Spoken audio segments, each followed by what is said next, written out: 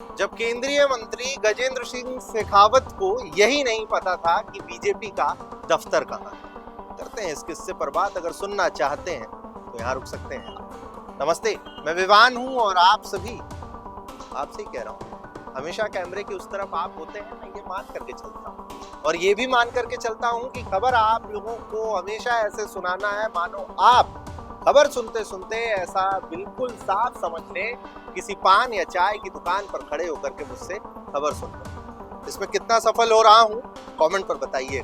फिलहाल आप लोग द फैक्ट इंडिया देख रहे हैं और मैं राजस्थान की राजधानी जयपुर में खड़ा हूँ। किस्से पर आ जाते हैं। इन दिनों देश भर में लोकसभा चुनाव की खूब सारी चर्चा है, अलग अलग सीटों की चर्चा है और सीटों के साथ साथ उम्मीदवारों की चर्चा है। राजस्थान के जोधपुर लोकसभा सीट से बीजेपी के प्रत्याशी और केंद्रीय मंत्री गजेंद्र सिंह शेखावत जो हैं, उनको लेकर के आज आप लोगों को एक अलग किस्सा बताने जा रहा हूं। उन दिनों गजेंद्र सिंह शेखावत राजस्थान के बॉर्डर वाले इलाके में एक समिति के पदाधिकारी के रूप में काम कर रहे थे। अचानक बीजेपी की कद्दावर नेता वसुंधरा राजे सिंधिया उन्हें कहती हैं सांसदी लड़ने के लिए, और जब उन्हें कहा जाता है तो वो फिर आते हैं और उन्हें ये बताया जाता है कि वर्ष 2014 के मार्च के महीने में उन्हें बीजेपी के मुख्य कार्यालय यानी कि दिल्ली पहुंचना है। एक डेट दी जाती है और जब गजेंद्र सिंह शेखावत दिल्ली एयरपोर्ट उतरते हैं ना, तो फिर वो अपने मोबाइल का मैप खोलते हैं और उसमें देखते हैं कि आखिरकार बीजेपी का दफ्तर कहाँ है। ये पूरा किस्सा उन्होंने एक इंटरव्यू में खुद बताया है और सिर्फ इतना ही नहीं, उन्होंने ये भी बताया है कि पूरी तरह से राजनीति में आने से पहले वो कभी भी बीजेपी के दफ्तर, चाहे जोधपुर का दफ्तर हो, जयपुर का दफ्तर हो या दिल्ली का दफ्तर हो, कभी नहीं गए।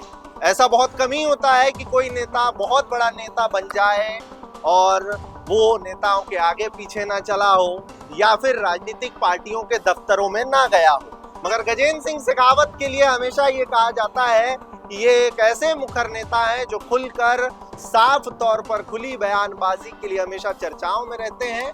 जल शक्ति मंत्री रहते हुए भी खूब चर्चाओं में लगातार बने ही रहते हैं और अब एक बार फिर से वो जोधपुर लोकसभा सीट से बीजेपी के प्रत्याशी हैं। लगातार चुनाव प्रचार में थे, प्रचार अब थम चुका है, मतदान वहां होना है। देखते हैं कि आखिरकार आगे क्या होगा। और हाँ, इस किस्से के साथ साथ एक किस्सा और है उनसे जुड़ा हुआ कि जब वो मंत्री बने तो सिक्योरिटी उनके बेटे को ही अंदर नहीं जाने दे रही थी।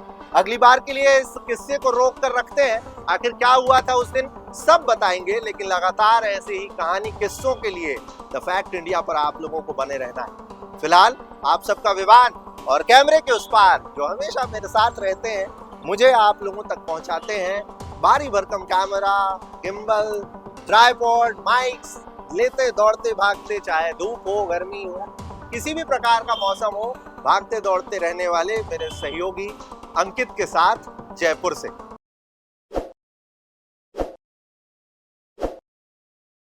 ताज़ा खबरों के लिए विजिट करें द फैक्ट इंडिया की वेबसाइट और डाउनलोड करें द फैक्ट इंडिया ऐप।